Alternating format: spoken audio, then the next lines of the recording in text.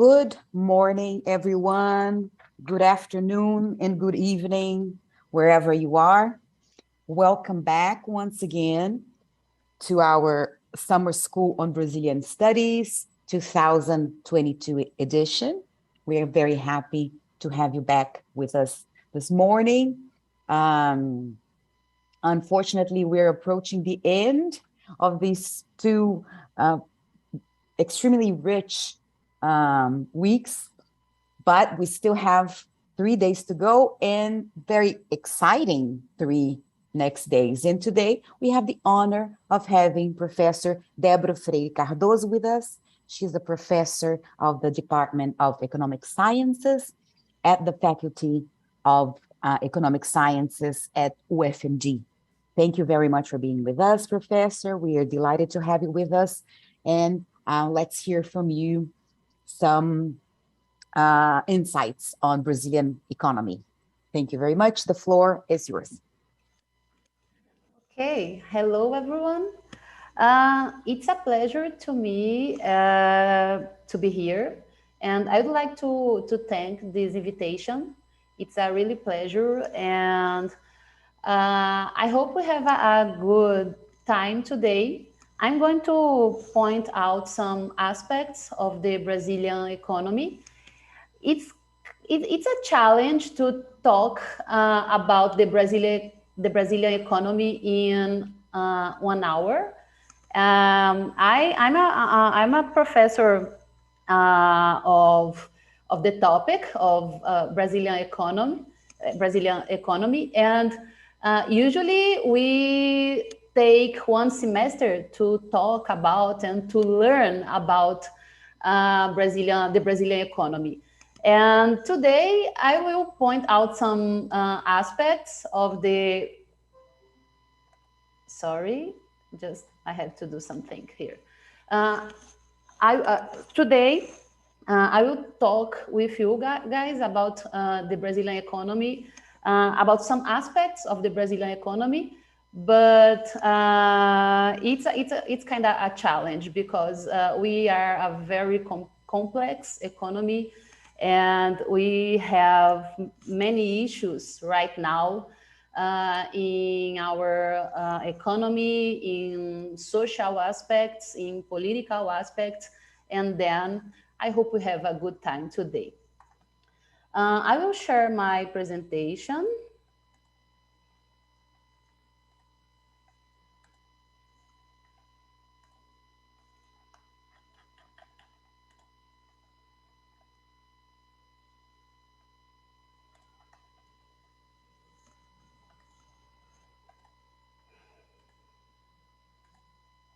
Is it okay for you guys? Okay. Perfect. Thank you. Okay, let's go. So I'm Professor Debora Freire. I'm a professor. I'm part of the Department of Economics here at the UFMG. Right now I'm here at my office at UFMG. Unfortunately, we are in a virtual way this time, but I hope we can do it in a presential way next time. Okay. I will talk about some aspects of the Brazilian economy. I'm gonna start by the question who we are. I'm going to talk about the Brazilian economy before the pandemic. I mean, in the 2019 year. And then I think it is important to talk about where we came from. And then I'm going to talk about the Brazilian economy between 1930 and 2015. And then I'm going to talk about the Brazilian economy between 2030 and, between 1930 and 1980.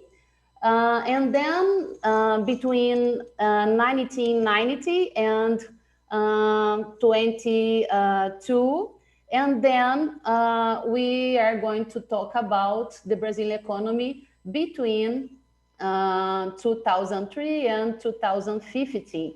I like to differentiate the periods in this way, in that way, because we have changes in the development model in those periods. So we have the developmentalist model in the first one, and we have the neoliberalism model in the second one, and then we have we can call by the social developmentalism model between 2003 and 2015. And then I'm going to finish my presentation, my lecture, with the question, where are you going? I don't know, but we are going to talk about this. We are going to talk about the recent crisis, the economic policy agenda, and the pandemic. When I'm saying the recent crisis, I'm talking about the Great Recession we had in 2015 and 2016. We are on a crisis since 2015, and we are in an economic crisis since 2015. And then in 2018 and 2019, we didn't recover the crisis, and then the pandemic came. So the Brazilian economic situation is kind of is complicated right now. So we are going to talk about this. Who we are? In terms of some data about Brazil, we have a population around in 2019 around 210 million of people. We have a GDP, a per capita GDP around 8.7 thousand. We are on income, in terms of income level, we are an upper middle income country. And in 2019, our growth rate was around 1%. And as we can see, guys, we had a recession between 2015 and 2016, and then we got low growth rates between 2017 and 2019, before the pandemic. So we are not growing very well before the pandemic. In terms of our unemployment rate, in 2019, the rate was around 12%. It's kind of it's a high unemployment rate, and the worst one was in 2017, when we got around 13 unemployment rate. Our public debt, in terms of the GDP, in a percentage of the GDP, we have public debt in terms around 80%, around 76% of the GDP. And about our inflation rate, we had a high inflation rate between 2015 and 2016, but then the inflation rate falling until 2019. But right now, I'm going to talk about this, but right now in Brazil, we are facing an important inflation process. So in 2019, we were okay about the inflation rate, but right now we are facing some problems with inflation. In terms of our trade balance, in terms of our commercial trade status, Brazil is a huge player in the international trade. We are part of the Mercosul. The main trading partners of Brazil in terms of exports are China, the US, and Argentina. And in terms of imports, we have also China, the US, and Argentina. We have, I mean, we had positive results in terms of exports and imports. In terms of the trade balance, we have positive trade balance between this period. And in terms of the sectoral share of the GDP, we have a huge services sector in 2019. As we can see, the industry in Brazil, we don't have a big share of industry in Brazil, and we have a big share of the services sector in Brazil. So we lose complexity over the time in Brazil. I'm going to talk more about this because we are going to see the industrialization process in Brazil, and we got an important share of the industry in the GDP in the 20s. But then when we changed the model, the development model, when we started to take some liberal policies in the 90s, we changed this pattern, and then the services started to get share in our GDP, and the industry, and so we compress the industry sector. In terms of the poverty ratio, those are the poverty ratio from the poverty line from the World Bank. In 2019, we had around 5% of the population living with $1.9 a day. And we have 20.6% of the population living with $5.5 a day. In terms of the life expectancy, we had in 2019 the mark of 76. And in terms of the population growth, we have the mark of 0.8% in 2019. And so, as I have shown the GDP per capita, in terms of the GDP per capita in Brazil, we don't have a small GDP per capita, but this is not a good measure for Brazil. The GDP per capita is not a good measure for Brazil because we have a huge inequality. We have a very concentrated economy. Our Gini index, the Gini index is the index that measures the inequality, the income concentration. If we have a Gini index close to 0, it is good. It is good because we are more. It means that we are more equal.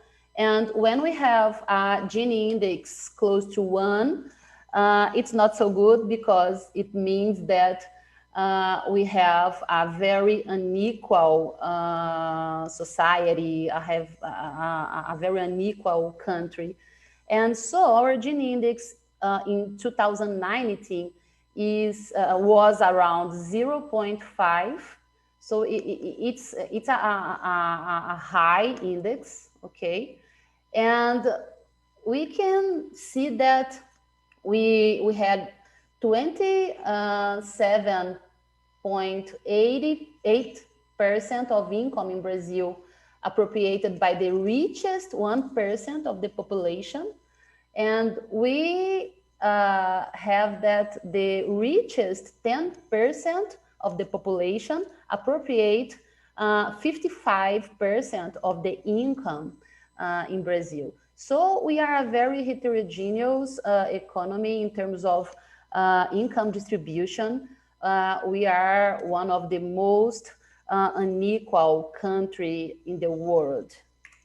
When we compare with other countries, I took this data from the World Bank database, and we can see that in 2019, comparing to other countries that we got data, we were the most unequal country in terms of the Gini index. In terms of the Brazilian regions, we are also very heterogeneous in terms of relief, in terms of climate, in terms of vegetation, and also in terms in economic and social aspects. In terms of the shares of the region's GDP in Brazil's GDP, we have that the Southeast is the most important region in terms of the GDP. The Southeast get more than 50% of our economy, of our GDP, of the Brazil's GDP. And then we have, we have South and the Southeast.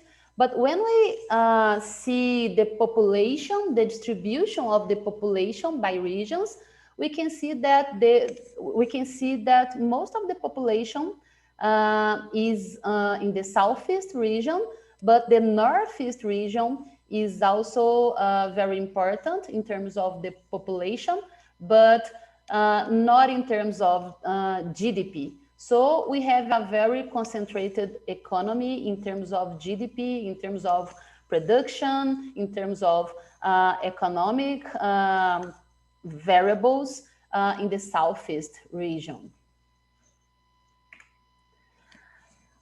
In terms of the percentage of population living in urban area by regions, we can see that most of the population in Brazil is living in an urban area. We can see that we have some differences between regions, mainly when we look at the North and the Northeast comparing to the Southeast. But in average, we have 85% of the population live in the cities in Brazil. So, just a minute. Okay. Just a minute. Okay. Where we came from, it is important to think about our development model to talk about the Brazilian economic issues right now. So where we come from, before 1930, I'm going to start in 1930 because it's an important period for Brazil. Before 1930, we were a very agricultural economy. In that time, we had the sector, the external sector as the dynamic center of the economy via coffee exports. But in 1930, we started to change the production structure of the Brazilian economy. Because of the crisis in 1929, the crash of because of the crisis in 1929, we changed this scenario. The industry started to get participation in our economy because we turned inward from industrial development. So between this period, the 1930 and 1980, the Brazilian economy was under the development model that we call the import substitution policy. Between 1930 and 1950, it was an unplanned industrialization. It was because some impacts of the process started from some impacts of exchange rate policies. And between 1950 and 1980, it was a government planned industrialization. So we had important governments like Vargas, presidents, Juscelino Kubitschek, Jânio Quadros, João Goulart, and the military dictatorship.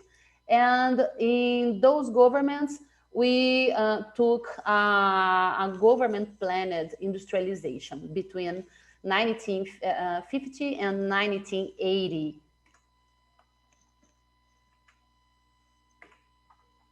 Sorry. Okay. Here we have the growth of the Brazilian economy through the 20th century. Under the PESI model, we can call PESI the import substitution policy. And under the PESI model, the Brazilian economy grew at an average of 8% per year. And it was huge. It was a very good growth rate. We didn't have such good growth rates as we had in the 20s under the PSE model. And we can see that we have some periods here during in the Juscelino Kubitschek government and in the military dictatorship that we got a mark of 90 or 10% of more than that, actually, more than 12% of growth rate in Brazil in that time. The industrialization process was a closed industrialization because it is an inwardly oriented process. I mean, it's domestically orientated. It was a domestically orientated process. Why? Because this process depends on measures that protect the national industry. Which measures, which instruments in terms of policy? We used currency devaluation. We used exchange controls. We used multiple exchange rates, and we used custom tariffs. So it was a very closed industrialization process. We had in the 20s a very closed country in terms of international trade because of this process. The PESI model, we have some problems in terms of the funding of this model, of this process. The planned industrialization, I mean, the industrialization led by the government was financed by inflation because of the monetary issuance most of the time in the 20s, and also by external indebtedness. And so mainly Oh, okay, that's okay. I'm gonna talk more about this later. But so we had some huge issues because of this because of the funding of the process. The PESI model led to an increase in the degree of income concentration. That's important because I have shown the Gini index, and I have shown that the Brazilian economy currently is one of the most unequal country, and it's a long process, but the PSE model contributed to this very concentrated income appropriation in Brazil. And the PSE model was income concentrated due to the imbalance in the labor market because of the excess supply of low skilled labor and low wages, and the opposite, of course, in the skilled labor market. And because of the protectionism and industrial concentration around this process, it allowed high prices and high profit margins for industries. So it was a very concentrated model in terms of income. Also, we took economic policies during the military dictatorship were severely income concentrating because they negatively impacted inequality. We had inflation over the time, over this process. We had repression of the unions and salary policy. We have a very restrict salary policy during the dictatorship. And we had reforms with regressive impacts in terms of inequality. We have a tax reform during the dictatorship. We have a financial reform. We had a labor market reform. We had an external sector reform.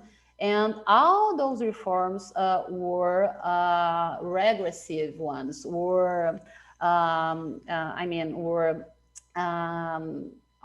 those reforms concentrated income in Brazil. And, sorry. Okay. So during the 60s and 70s, we concentrated income, as we can see in this table, and we had a theory. The economists had a theory in that time. It's called the cake theory, because this is a very good cake we have in Brazil. Actually, in Minas Gerais, it's made from corn, and the cake theory in that time. The economists and the government in that time, they said that, that's okay. The income concentration, we are growing, and the income concentration we are facing is not a problem, because the initial concentration is natural to the growth process. We have to let it rise and then divide. The problem is the cake was never divided in the 20s. So we just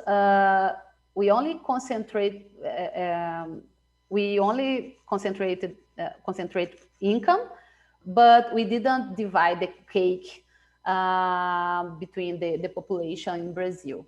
So it was a very concentrator process. Here we can see the effect. We can see the per capita income growth during the 60 and 70.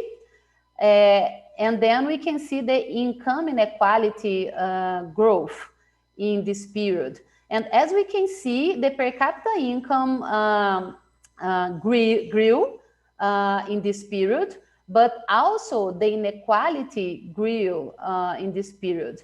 So it was a process that we got high. It was a process that we grew in terms of, in economic terms, in terms of per capita income, but we also, the inequality also grew. And then, as we can see, in the 80s, we had an inertial pattern for the Gini index, for the inequality, and also for the per capita income. And then we changed this process only in the 20s. In the 20s, we started to have per capita income growth and a fall in the inequality index. So that's the economic miracle. We have a term we have this term, the economic miracle, in terms of the growth of the 60s and 70s period, because we combine growth, good balance of payments conditions, and falling inflation in this period.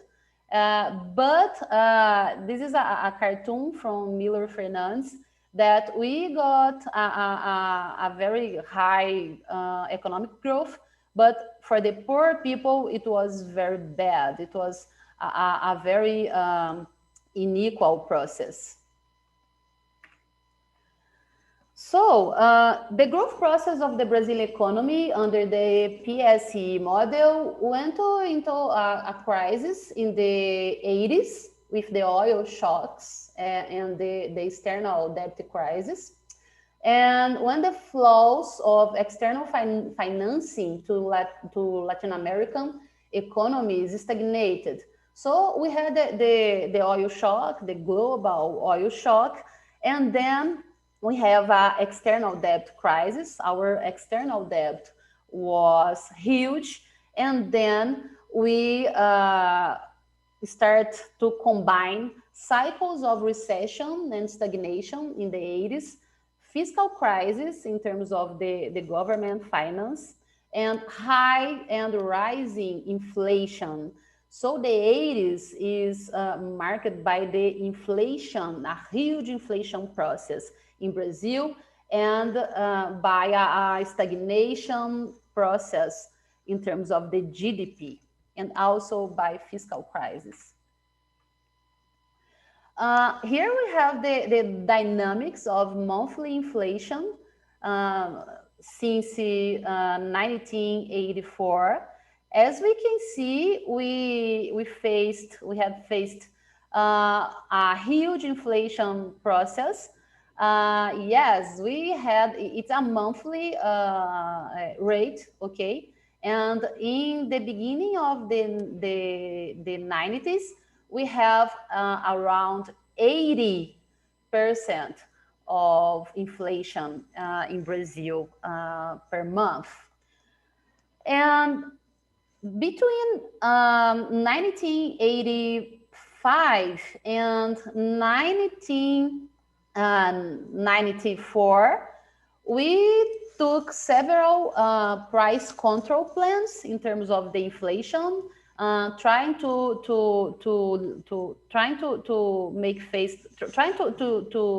deal with the inflation process. But all the plans, all the price control plans failed in the 80s, in the beginning of 90s. And in 1994, we took the real plan. And it was a success in terms of the inflation process, as you guys can see. Only just after the real plan, we got the prices controlled in Brazil. Despite the inflationary process, Brazil went through the redemocratization process at the end of the 80s, and we built the Constitution of 88. It was a very important process in Brazil.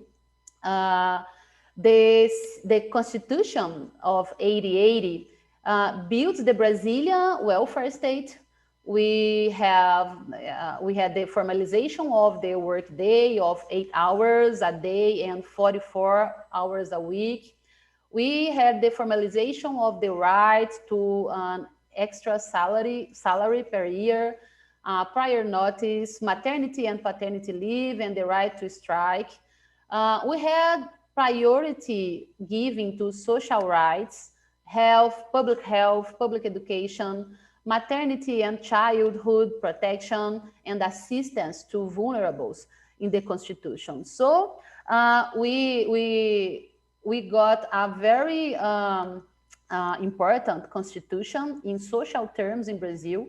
We built the Brazilian welfare state. We got the SUS program in terms of the public health, and we got the right to public education. And then it was very important to social indicators in Brazil. Let me just see, okay. From 1990, the economic development model changed. So we were at the PSE model, the industrialization model, until the 80s. In the 80s decade, we stopped to do economic policy for industrialization because the inflation, because the debt crisis, and because all the crises we faced. And then in the beginning of the 90s, we changed, the model changed. So the development model through import substitution is over. And in order to adjust to the IMF prescriptions, and also be able to renegotiate the external debt, it was important. We needed to renegotiate the external debt of our economy. We started to adopt liberal reforms, such as trade liberalization. We reduce tariff and non-tariff barriers quickly in a very fast way. And we had a reduction of the state participation, of the government participation in the economy through the privatization of public companies. So it was a very important process in the beginning of the 90s. We signed the renegotiation, the break plan, that we renegotiate the external debt, but we had to change the model, and we had to adopt many liberalization policies because of this. So with the signing of the Brady plan for the renegotiation of the external debt, the country resumed its insertion in the international financial flows. In the 80s, we were closed for the international financial flows, but we got into the international financial flows again in the 90s. Because of the liberal policies, and because we had signed the Brady plan, the renegotiation plan. In 1994, the real plan controlled price and put an end to 10 years of very high inflation in Brazil. It was a currency anchor-based plan. $1 was equal to one Brazilian real, and which the currency anchor-based plan made our currency overvaluated against the dollar. And so we started accumulating huge trade deficits in the 90s. To maintain the anchor, we have to adopt a highly contractionary monetary policy. So the basic interest rate of the economy reached 40%, okay?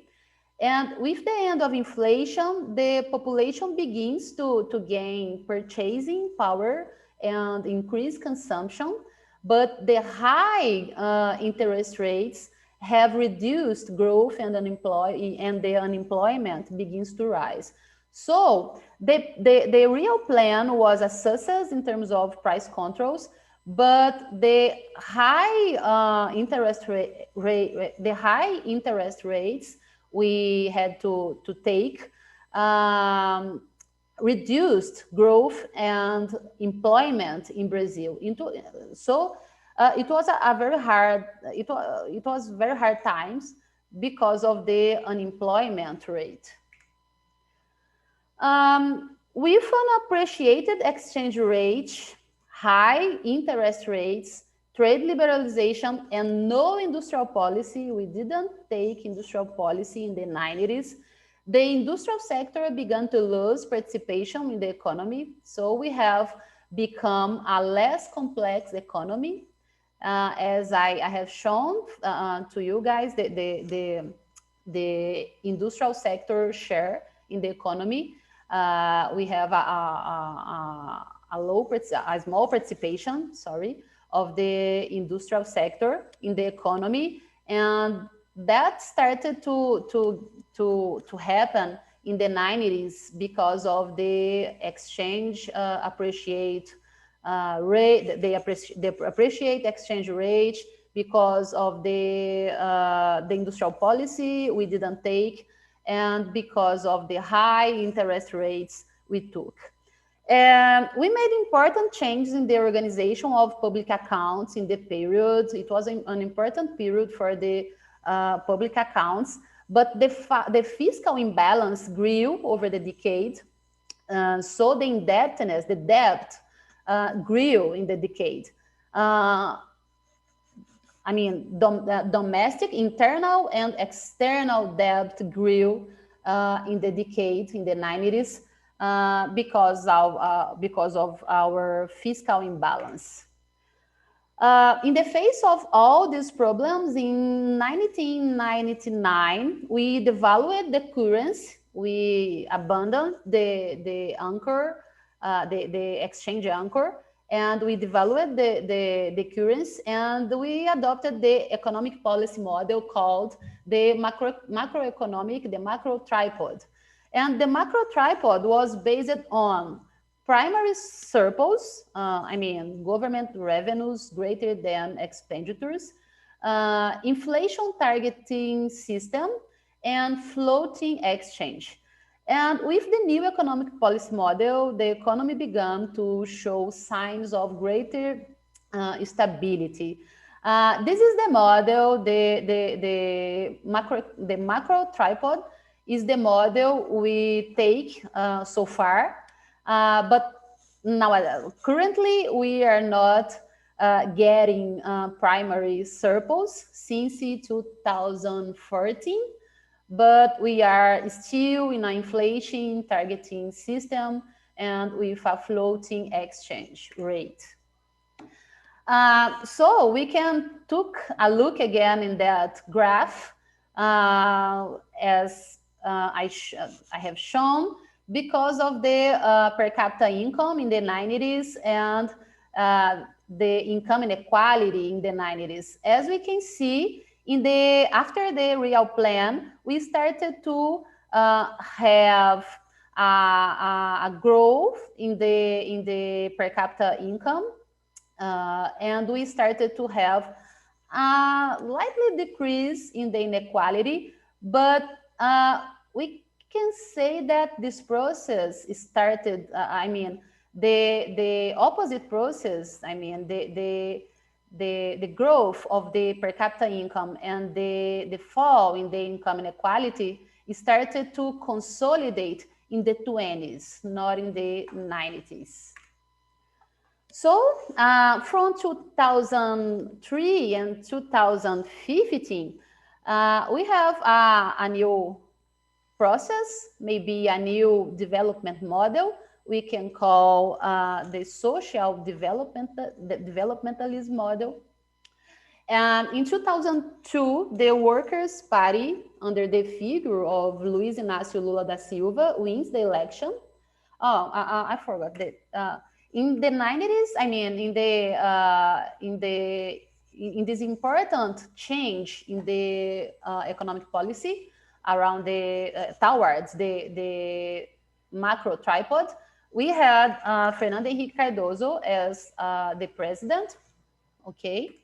And then Lula wins the election, and the Workers' Party will remain in power until 2015, when President Dilma Rousseff is impeached. In terms of economic policy, the macro tripod was maintained and deepened, and also deepened, because Lula begins his government with fiscal adjustment to increase the primary surplus. But I have to say that it was a surprise, because Lula is from a lefty party, from the Workers' Party.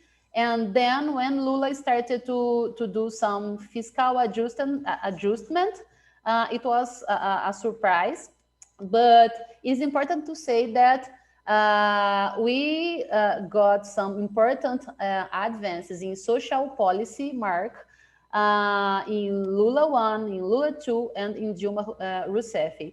So we started with fiscal adjustment, but since 2006, Lula government started to do a more interventionist government with more with a fiscal expansion, with some infrastructure plans, and with some social policies, important social policies.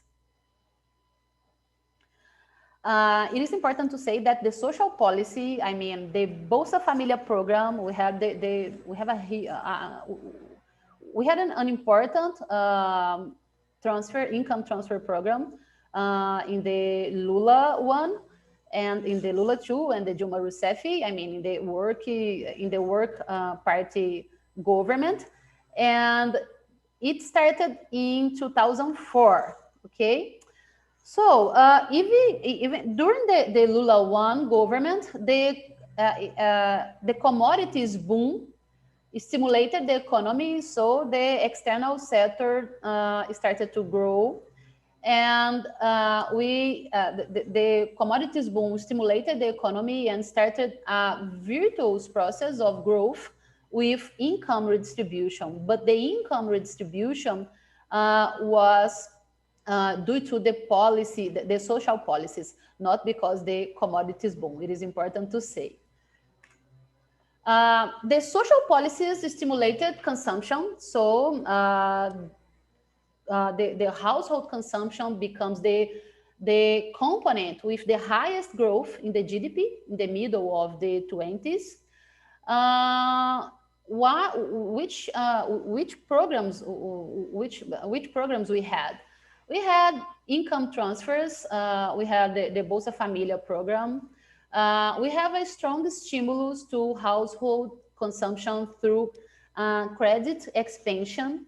And we had a real increase in the minimum wage, which was very important. That policy, I mean, the real increase in the minimum wage was the most important policy in terms of the fall in the inequality, to explain the fall of the inequality in the 20s. But also, Bolsa Familia program was very important. But it is important to say that Bolsa Familia, it is an important social program. I mean, income transfer program. It is we have a lot of studies to to explain the effects of Bolsa Familia. We have effects on nutrition, on childhood enrollment, on childhood health, but we also have impacts on inequality and in economic growth because Bolsa Familia. But Bolsa Familia is a very small budget program. It was around 0.5% of the GDP. So it's a very important program because we had a great impact because of this program, and it was a very small share of the government budget. And the model of development of the governments of the Workers' Party become known as social developmentalism, because we didn't have great attention to industrial sector, but we have great attention to social issues. So because of this, the economists and the social scientists call the period as social developmentalism and no just developmentalism. Here we have the basic interest rate in the economy during the Lula's government. So the economic basic interest rate fell over the Lula administration. We can see that the fall of the interest rate. We can see that we had a consolidation of the inflation target system. We can see that the observed price index was very similar, was close to the price index target that the central bank took. And it was good because we got a more stabilized economy in terms of price. We can see that during the Lula's government, we had good results in terms of trade balance. The exports grow faster than imports. The imports also grow, but the exports grow faster than imports, mainly because of the commodity boom. We are talking about primary exports, I mean, mining and soybean exports.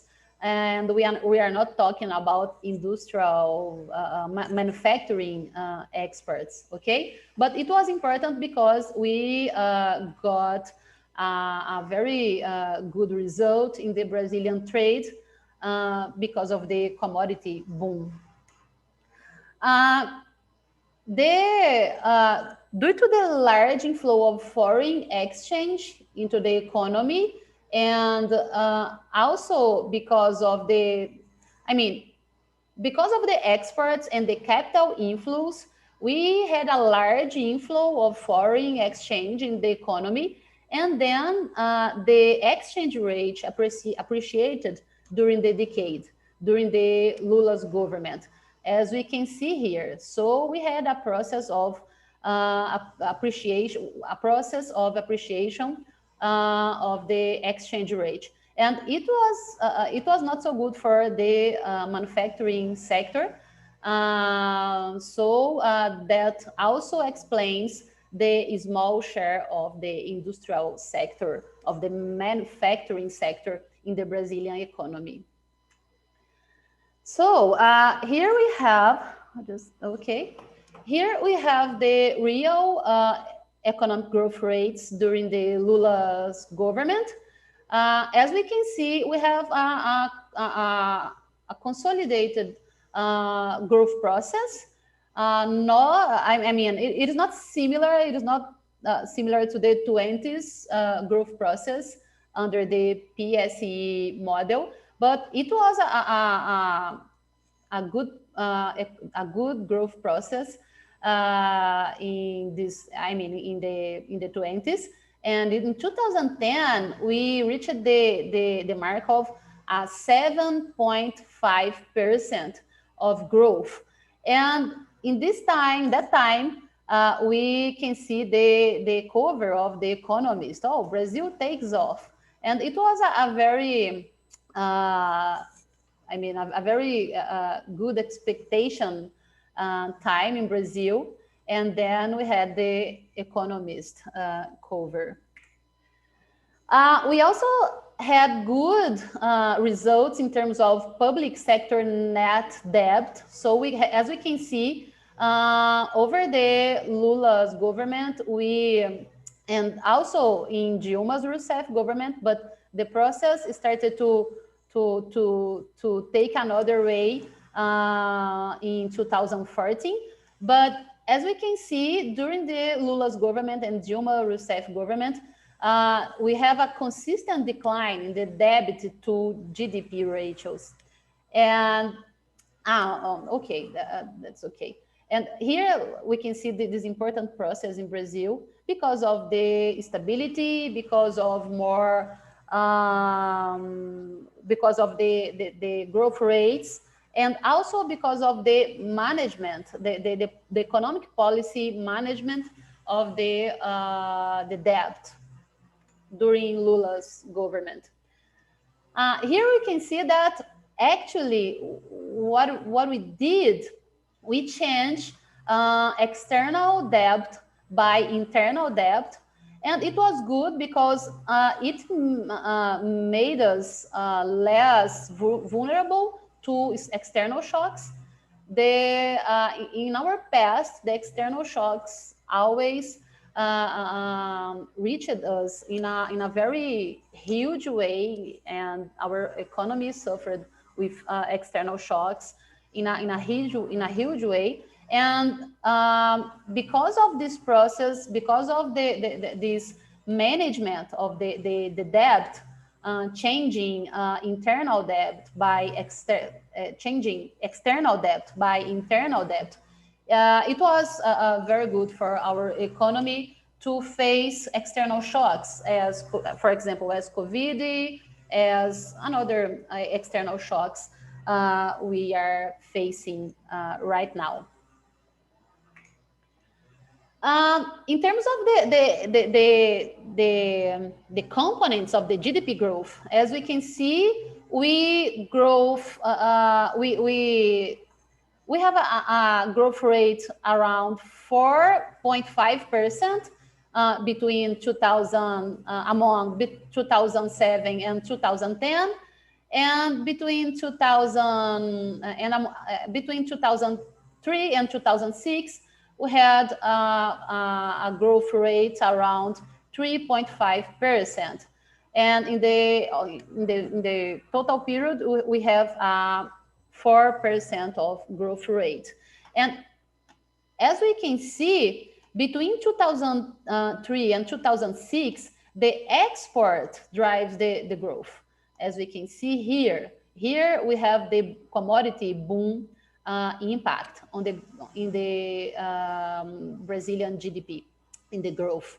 And here, between 2007 and 2010, it was not the export sector that drives the growth. It was the consumption and investment that drive the growth, because as we can see here, we have a more consistent, a more significant growth rate in household consumption and in total consumption, and in investment we have a very great investment growth rate in this period, and we didn't have a very good growth rate in terms of exports.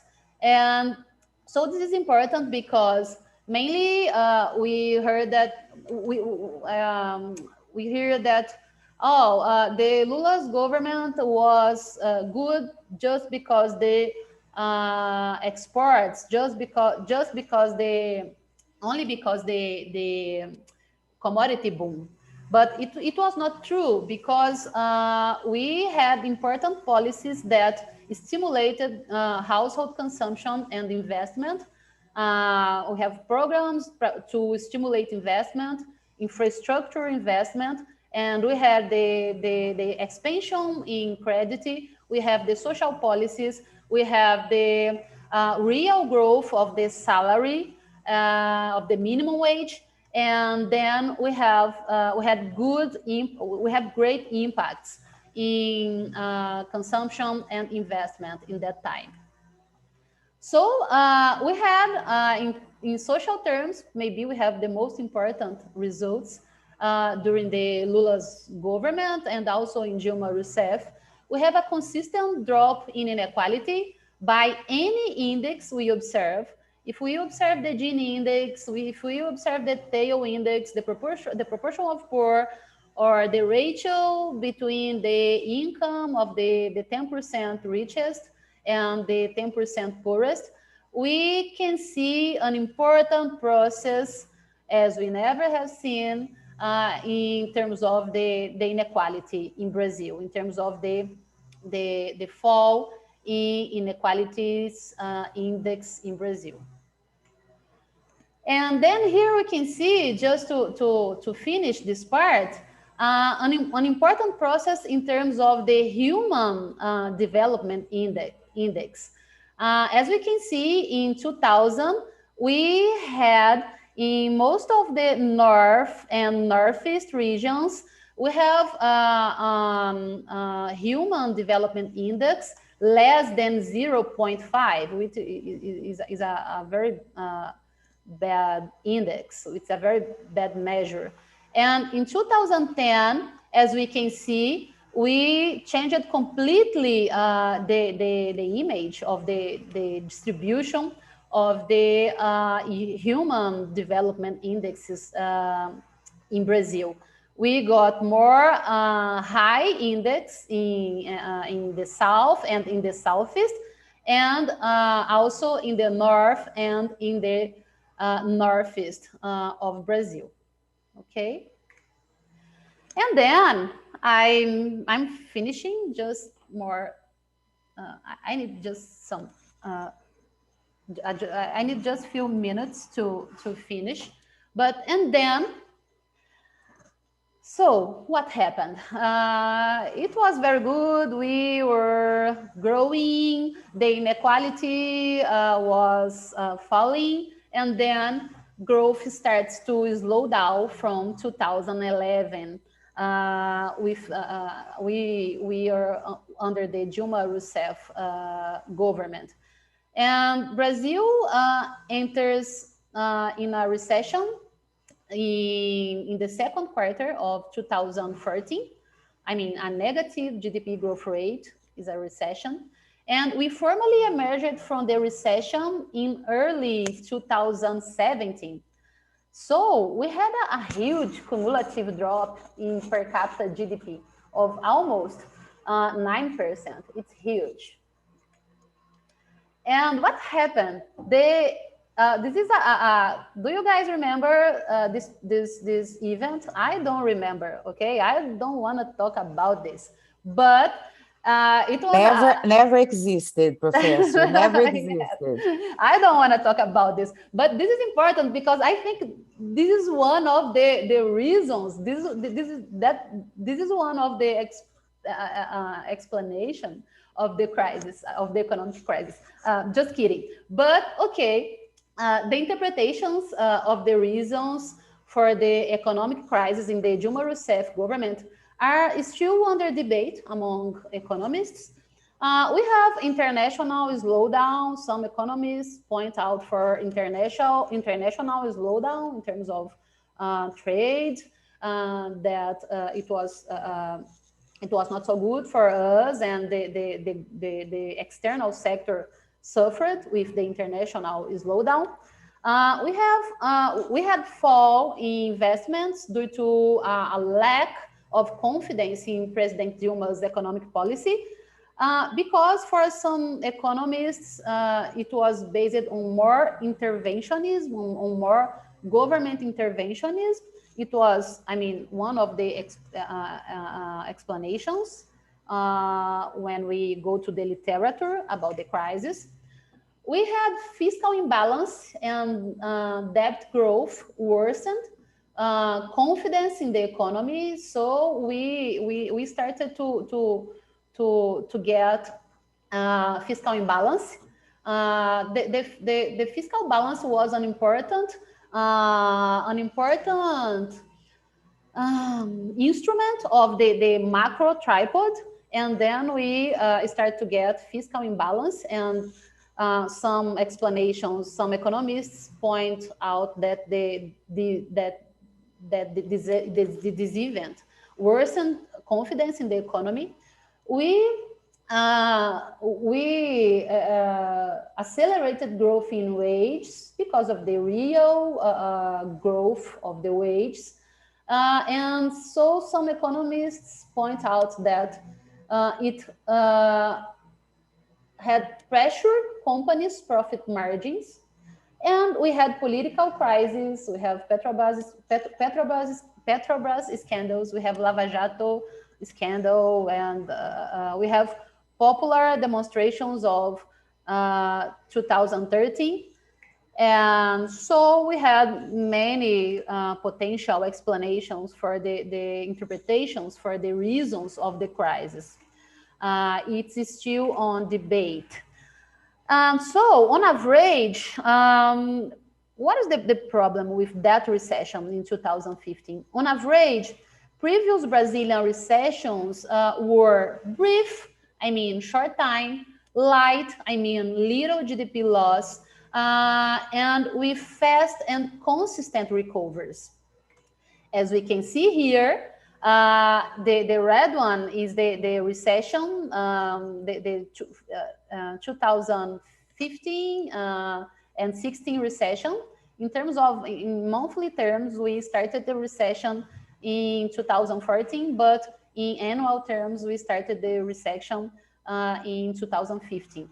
And then, as we can see, we have a different pattern in terms of this recession, in terms of that recession, because it was not brief, okay, and comparing to other recessions we had, it was not brief, it was not light, and we did not see fast and consistent recovery. As we can see, the recovery, we didn't recover in many months. We take the analysis. So since 2000, as we can see here, in terms of the dynamics of the GDP, we have, since 2011, the growth has dropped, okay? So in the Dilma Rousseff government, the growth has dropped. And from 2015 and 2016, we had a recession. And since 2017, the recovery was insufficient. So we had a recovery, but it was insufficient because we grew in an annual average around 1.2%.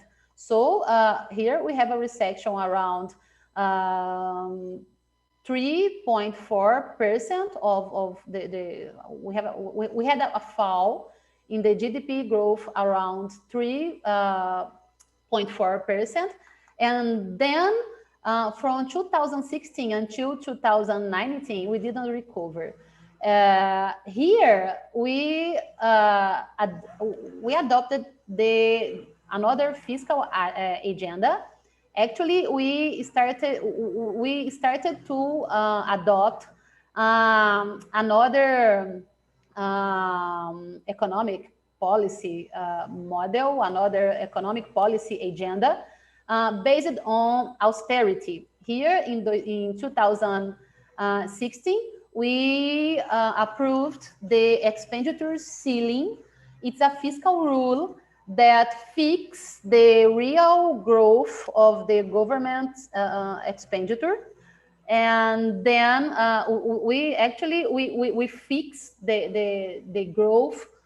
We fix the growth in the government expenditure growth at the inflation rate. Okay, so we cannot get real growth in the government expenditure for 20 years, since 2016. So we changed the model, we approved some reforms in this period, because the economists, the technical of the government, the techniques of the government started to say that we have to change the fiscal model, we have to adopt austerity to get growth again. But as we can see, it didn't happen. We didn't get growth again before the pandemic crisis. We didn't recover, even adopting a reform agenda, and even adopting the expenditure ceiling, a very strict fiscal rule. So the unemployment rate, as we can see, the unemployment rate in 2011, we were at our lowest unemployment rate. Since then, the rate has grown considerably.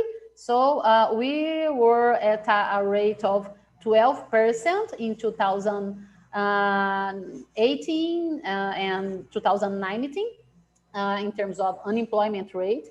It's huge, which brings huge social challenges for the Brazilians.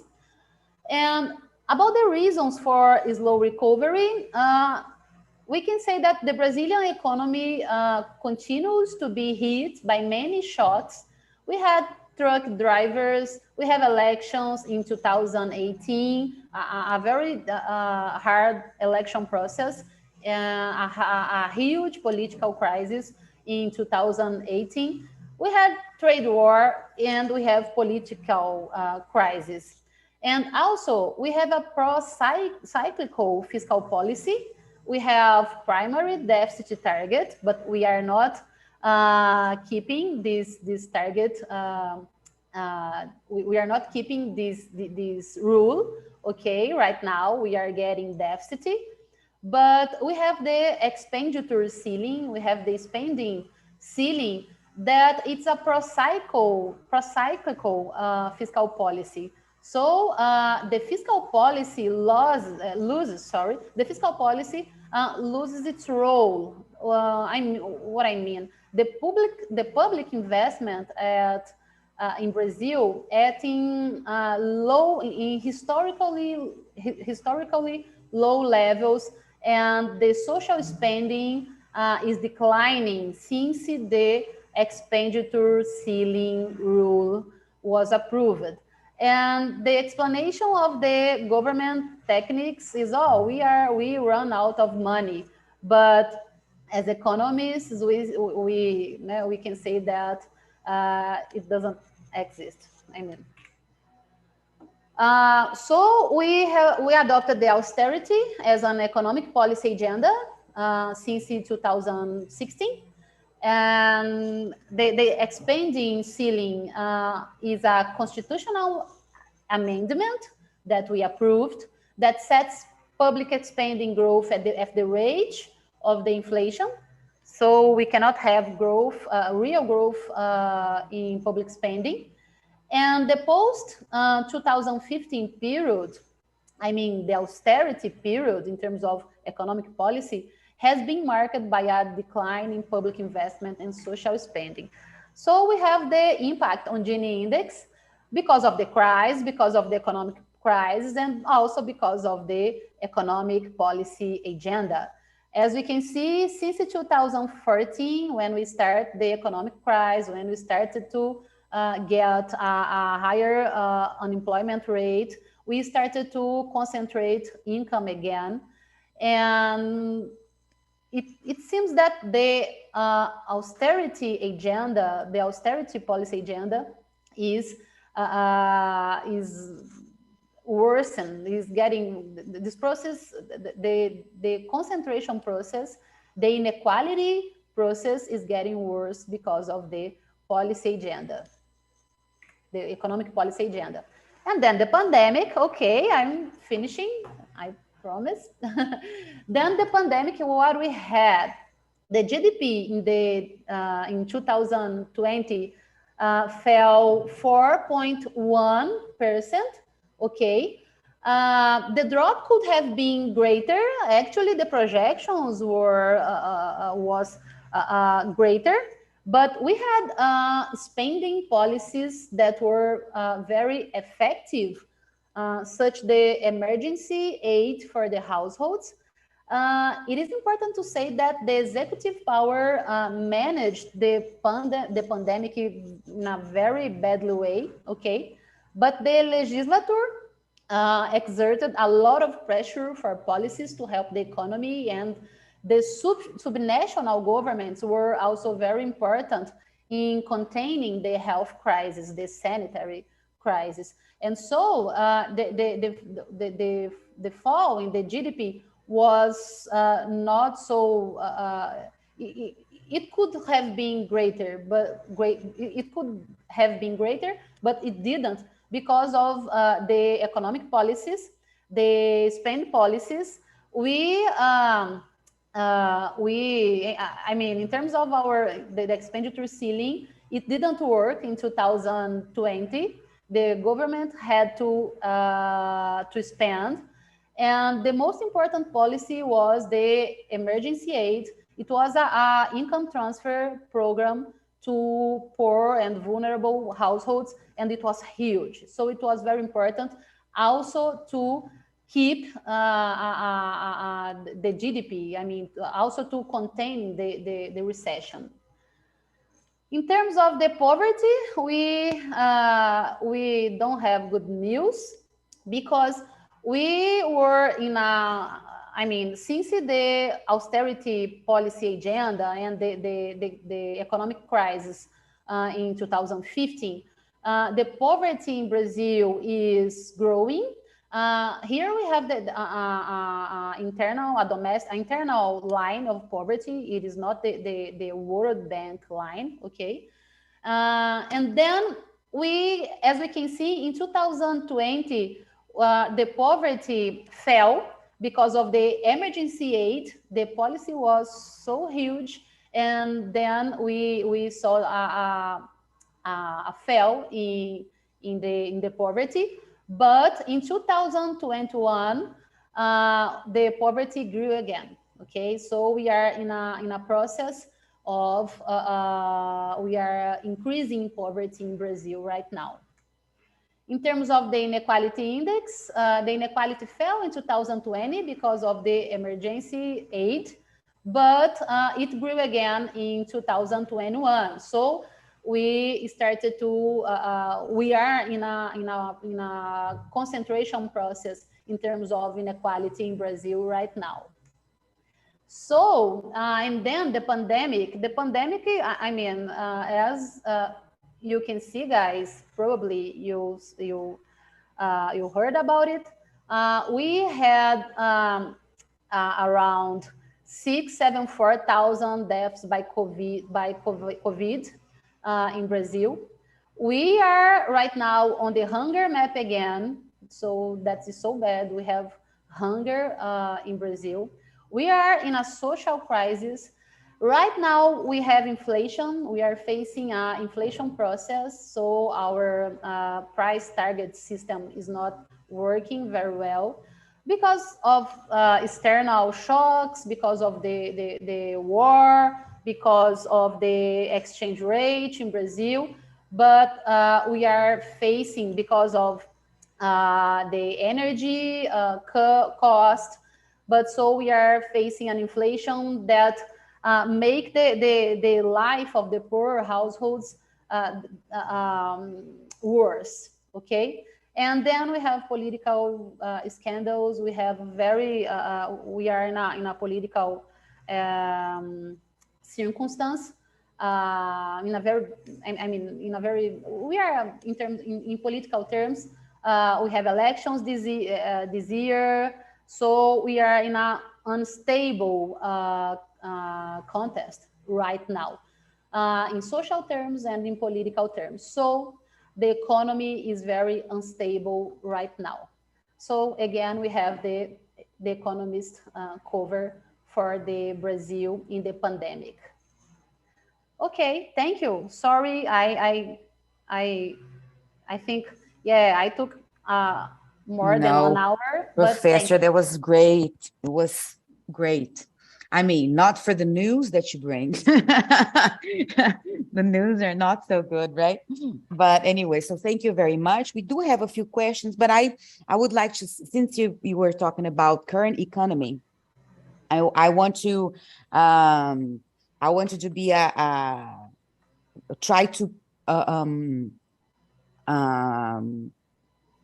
lead us through to next year, just like thinking about how the economy is now. So I'm gonna ask you about the impact of this recent bill that was in Congress for aiding the economy, raising the Auxílio Brasil, né? Among other things that reach out to the how do we say that? Teto de gastos, the expanding ceiling. Ceiling. That's right. And also under Guedes, important economic policy changes. What were those? I mean, what was actually proposed by the Ministry of Economy to aid or to make the economy any better, being Guedes such a renowned scholar from the University of Chicago, a liberal, also having in mind that despite saying they would privatize state companies, Bolsonaro created, I think, 3 or 4 or 5, I don't know, state companies that only spend money and never generate money because they're like military or something. Correct me, please, if I'm mistaken. And 2023, we have 2 scenarios. If Lula wins, what will Lula get in his lap, right? What will be thrown to Lula's lap? What's the size of the problem? And also, what if Bolsonaro, I was going to say something, but I won't. I won't be biased. How will he carry on with this economic policy? It's a big question, right? Okay, yes. Actually, the Guedes policy agenda was based in austerity, in liberal policies, but as we know, they couldn't get this agenda. I mean, in real terms, in the practice, we didn't see an effective liberal agenda in Brazil, because Bolsonaro has been a very populist polity. And because of the, they are trying, because of the crisis and because of the way of they manage the economy, and because of the way they work, they are trying to all the time during during the Bolsonaro government, all the time they tried to make some arrangements with the Congress, and then in terms of support of the in order to get support of the Congress. And then because of this, they didn't get liberal agenda. They didn't get the privatization. We had some privatizations. We had, but of minor companies, right? Of minor companies. Yes. So if it was not a liberal agenda, what kind of agenda was it? There is no agenda. That's the problem. And so it was not liberal, but it was not a good agenda. I mean, because there is no agenda. All the time we are exchanging support in the Congress, and so we are approving measures, we are approving policies that are not the good policies we need. And for example, because Bolsonaro changed the income transfer program in Brazil, the Bolsa Familia. We had Bolsa Familia until 2019, and then in 2020 we had the emergencial aid Auxílio Brasil, policy. né? Actually, in 2020 we It was just called emergency. Yes, we have the emergency aid. And in 2021, Bolsonaro changed the program, changed the transfer program, and he called Auxílio Brasil. And we don't know yet too much about the Auxílio Brasil. Many specialists are saying that the Auxílio Brasil is not a good policy as Bolsa Familia. And that's a huge problem. That's a huge issue because Bolsa Familia is a very success income transfer program in many aspects. And then what we can say is that in 2021, we are spending a lot. That's a problem because we are not in an austerity agenda, but we are spending a lot with in a bad way, with not so good spending, and we are increasing debt. We are increasing deficit. We are worsening our fiscal balance, and we are getting more debt.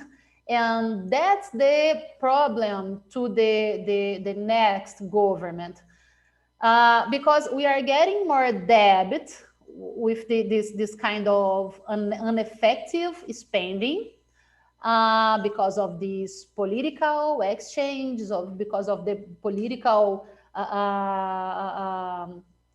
relationship with the Congress, with the executive, and between the Congress and the executive. And the problem is we are getting more debt without more growth.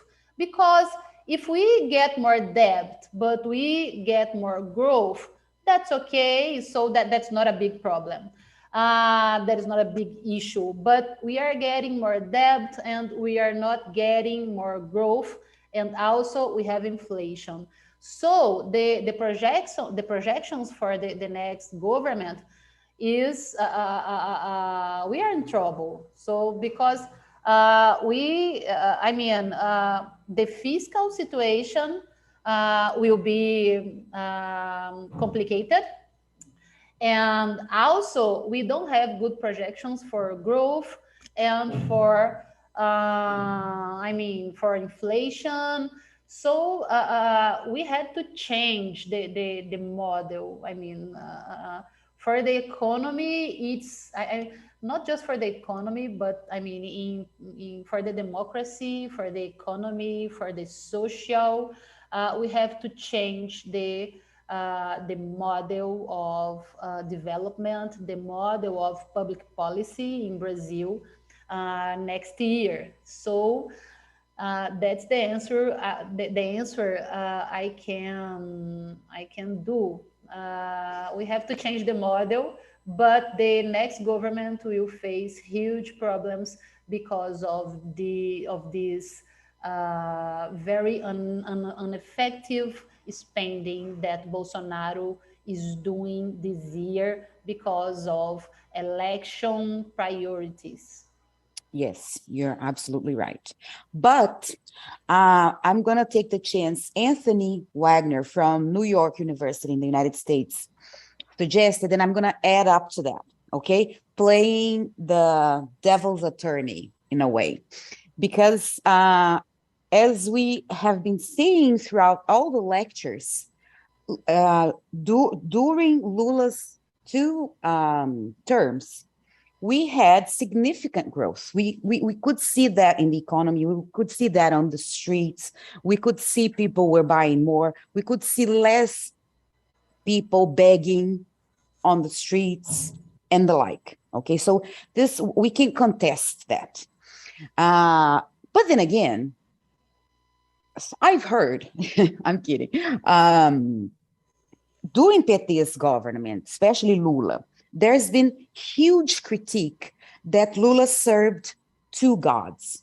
And according to the Bible, we cannot serve two gods. So he would have these wonderful policies for, trying to overcome poverty and hunger and etc. But at the same time, he was so kind to entrepreneurs. And then he would have like loans for BNDES at very, very, very low rates and stuff like. Also, not only Bolsonaro raised military salaries and budget, Lula also did that. And then, of course, all that. So commenting on that, and also the question Anthony asked, saying, obviously, Lula himself was not fully responsible for engineering his administration's economic policies, right? He must have had highly capable advisors and ministers to assist some policies that led to sustained economic growth through investment after the commodity boom fizzled out. Is there any indication that those same advisors would follow Lula into office again, should he become president in 2023? Some of them were arrested, including, right? But anyways, so this is, I'm trying to let's get a picture of Lula, but we've only heard the good side of him. We want to hear economically what was the impact of him serving these two gods to the economy and to this, how the economy is right now. It's a very good comment, and it is important to talk about it. Yes, as we know, we have very good improvements. We had very good improvements in the social aspects in Lula government. It was a very good period for the base of the income distribution. But it was a very good period for the top of the income distribution, for the top incomes. And mainly because Lula didn't make a tax reform, an important tax reform. And also for, I mean, in your comment, you made it very well. We had some we subsidized rich companies. We had some progressive policies in terms of subsidize, in terms of tax policies. So we deconcentrated. We got more deconcentrated in terms of income because of the social spending, but we got more concentrated because of the tax system.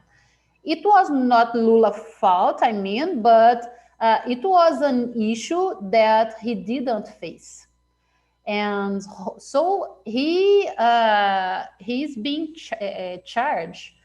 He's being charged about this. Oh, okay. You didn't do very progressive policies in terms of tax policies. We have some issues in Brazil. I have to explain. We have some, for example, the dividends income in Brazil in the person is exempt of tax, And this kind of income is characteristical income of the top. And we have to tax this guy again, because we exempted these guys. We exempted the dividends in the person in 1996 when another countries were doing the same. But right now, I mean, in the 20s, many of the countries started to tax dividends again, and we didn't. So Lula didn't face it, and now I think that's the priority. Lula is saying we have we have to put the poor in the budget, and we have to put the rich in the tax system, because the rich in Brazil is out of the tax system. So what I think about it, it is very hard to keep these two aims. I mean, to make the life of the poor better, as he made, but also to make the rich the rich people better, also better, because we have to get money from somewhere. So we have to get money, we have to redistribute the income in Brazil in order to do more social spending. And we are in a fiscal crisis, so Lula is going to face this fiscal crisis. And I can't see another way to do this without to tax rich people, without to put the rich in the tax system. And also, I mean, I think that's the big challenge. I think another government with two gods is not possible for for next time. I think if he wins, he will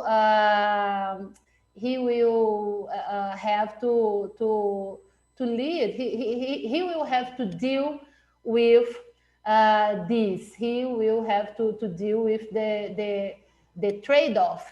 So he needs to put the rich in the tax system.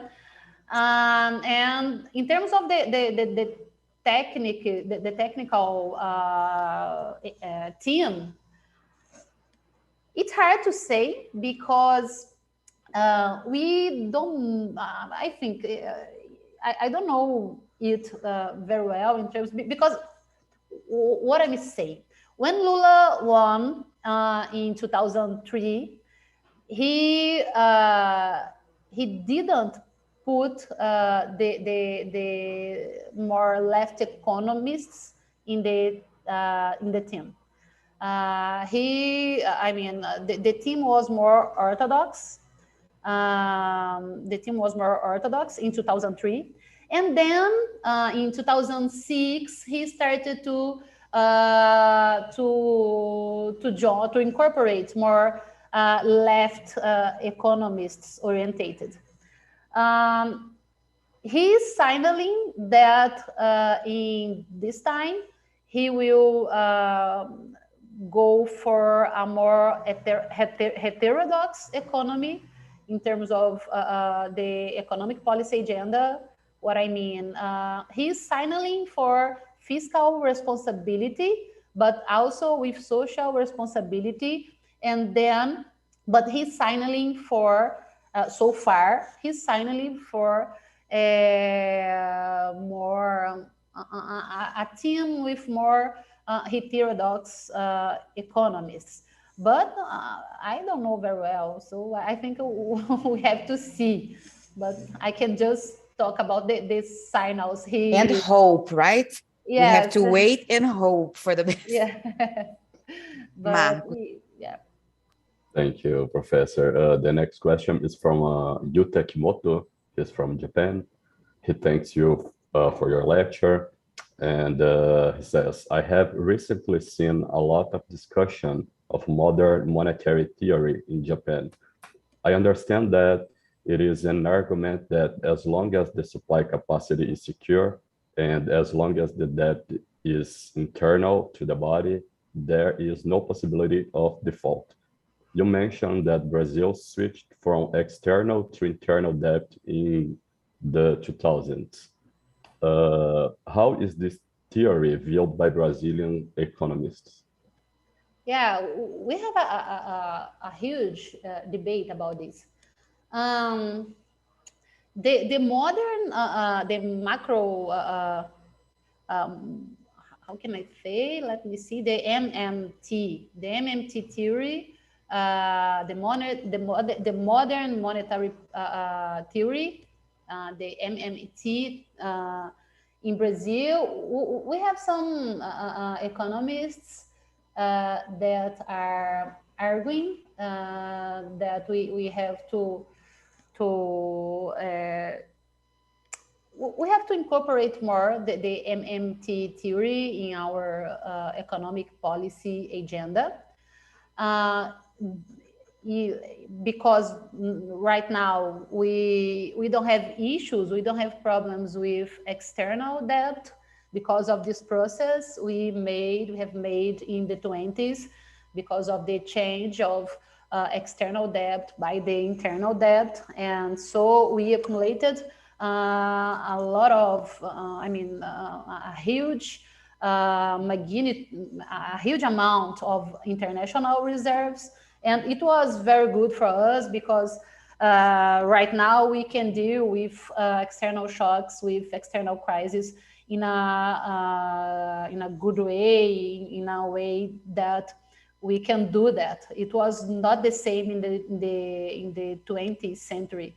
In the 20th century, we had huge issues, huge problems with the international reserves, and even crises that occurs in the world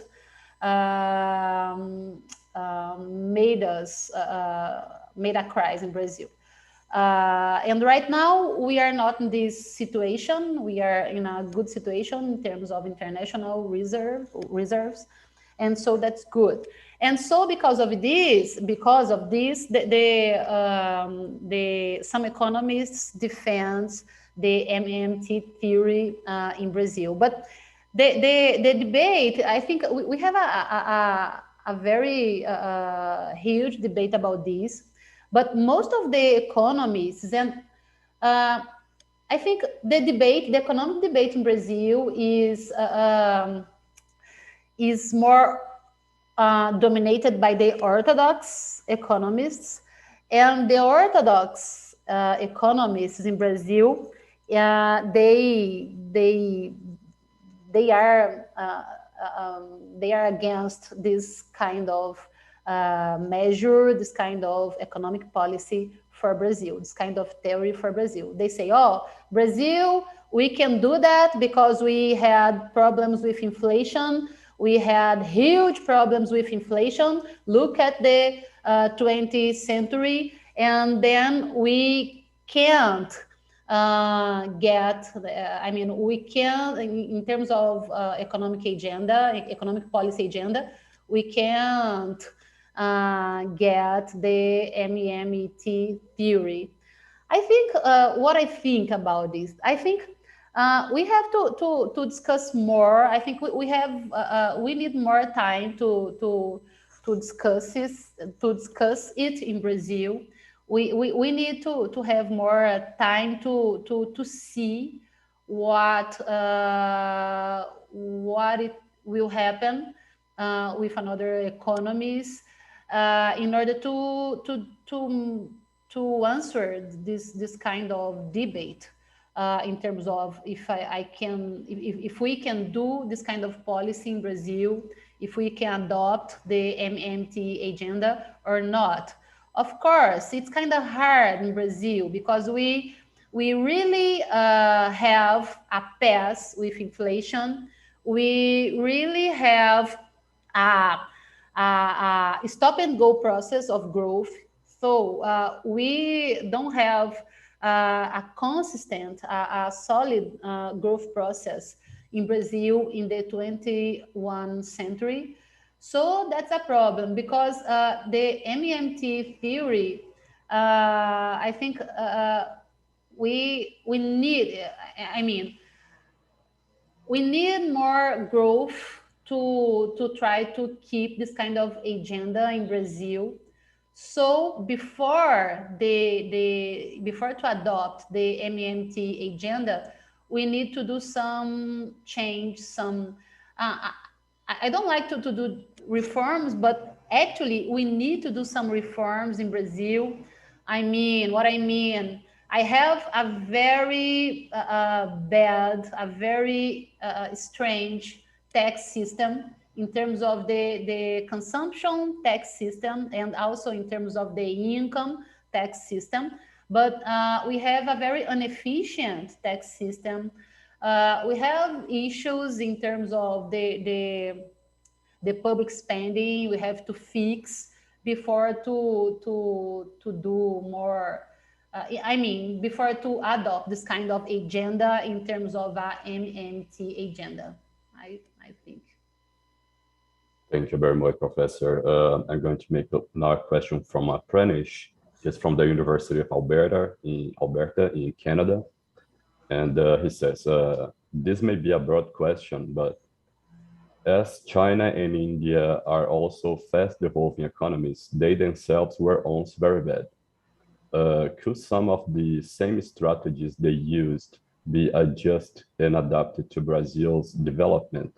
The word is India, China, and Brazil are potential future global economic powers, but I don't hear much from Brazil in regards to how China and India are progressing. And he complemented his question.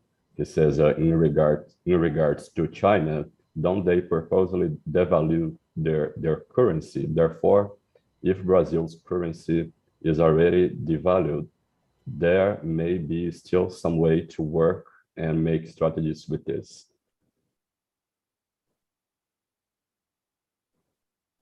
I can hear you, Professor.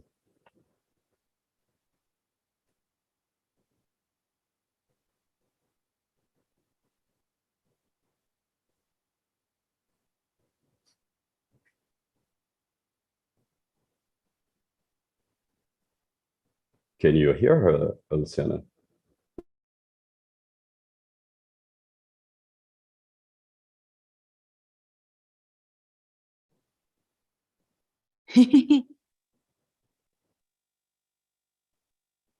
Maybe she faces connection issues. I don't know. And probably connection issues. Yes, it is. Probably it is.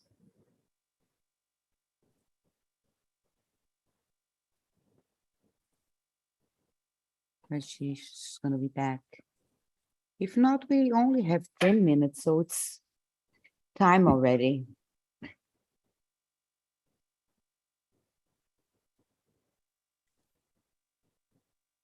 Glad it was at the very end, right? Yeah, but we can see her. Just can hear her. Yeah. Funny, right?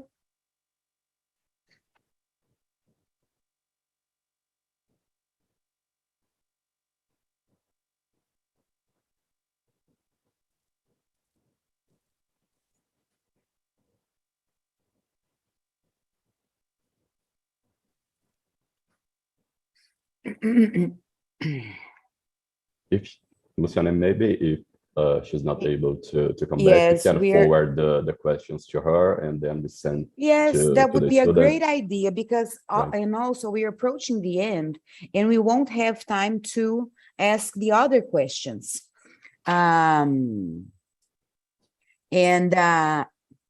So maybe the best thing is, and also I still have to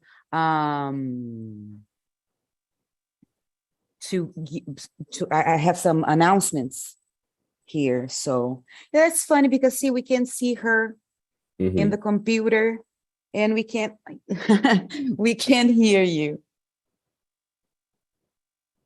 We can't. All Yeah. of a sudden. Yeah. All of a sudden. No, can you hear us, Professor? Oh, Oh. how funny.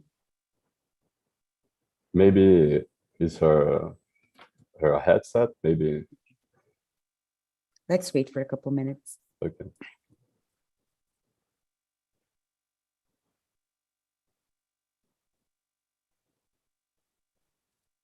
Now we can't Maybe see her at all. you can. Yeah, I'll just start by saying, before I thank the professor, to remind you too, some people are having doubts about. Hello?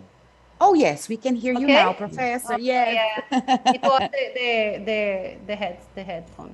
Okay. Do you want to quickly answer the question Pranish asked? You don't need to internally. Okay. Just repeat, just briefly summarizing it, Max. I remember You remember? Okay. question. Okay. Yeah, Okay. yeah. That's okay. India and China Sorry. model, right? Yeah, it's a very important question because I mean, we can see two points about the China and India development, and China. I mean, education. I think in Brazil. It's a debate. I think it's a debate we have to face because we need to improve the level of our basic education. And that's important. I think it's a long-term investment, and maybe the politicians are not able to do this, or are not. They don't face this kind of challenge because it's a long-term investment, and we have to start to do more for basic education. I think so. That's a point. But also, what we see in the model, in the China and India model, is that we have a more complex economy in terms of the share of the complex industries in the GDP, in the economy. And in Brazil, all the history, all the economic history, and all the economic policies I have shown to you guys. As we can see, the industry became less complex in Brazil. The manufacturing sector became more less complex, and we have to do more for industry in order to get results, close results to China, and similar results as China and India. Então, I think that's a point, because we are not doing industrial policies, good industrial policies in Brazil. China and India, they made and they are making very effective industrial policies in terms of to develop more complex sectors, more complex manufacturing sectors. And in Brazil, we didn't. So I think that's an important agenda for Brazil in terms of public policies, because we have to start again to think and to adopt industrial policies, but good ones, not just very ineffective subsidized as we did in 2000s. But we have to do good industrial policies. That's the point. It's hard to make good industrial policies in Brazil because, yeah, we have lobbies and we have power. We have a kind of lobby process that get it hard. But I think that's the way. I mean, we have to think about good industrial policies in order to get closer to India and China. Excellent. Thank you very much. That was nice that you were able to answer the question. We do have others, but unfortunately, we are approaching the end. Thank you very much, Professor Debora. It was a pleasure listening to you. It's such an honor having you with us. And on behalf of the Office of International Affairs and Professor Aziz Salib, I thank you for accepting our invitation and delivering this wonderful lecture, very enlightening on Brazilian economy. And I shall also tell the students then, we need to pay attention to the evaluation and assessment that is done through tweeting, a tweet, or sending an email about commenting on the topic of the lecture of the day or the special session. Guides to these assessments is on page 7 of the student guide of the summer school on Brazilian studies. So do not forget to check, because some people are not posting. Another thing, I will send you an email with the link to a Google form so that you can fill out if you want to participate in the luau. Wonderful ideas have emerged, like reciting a poem. If you're reciting the poem in your own language, it's just a suggestion. Maybe you can Google the translation to English and send it to us as well and present it to us. That would be awesome. If you are, there's one question, I'm not so very skilled in terms of arts, but I can teach anyone a recipe from my country. That's a beautiful idea. So open up your minds, whatever you wish to share with us, culturally speaking. If it's not artistic, could be culinary. We're going to be glad to hear from you. Something interesting about your country you want to mention.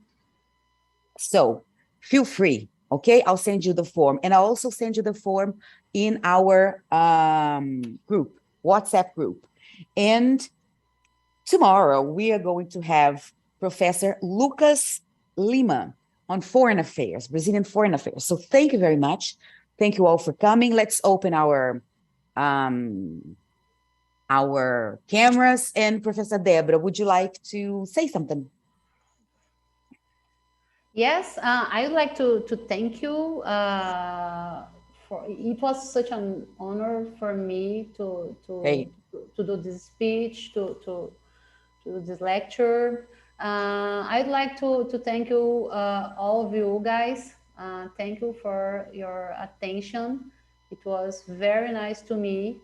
And keep your eyes in Brazil. I think we have huge challenges, and then I think keep your eyes in Brazil, because we need to talk about Brazil. We need to talk about democracy. We need to talk about the people of Brazil, the poor people. We need to talk about Brazil, because we have huge challenges.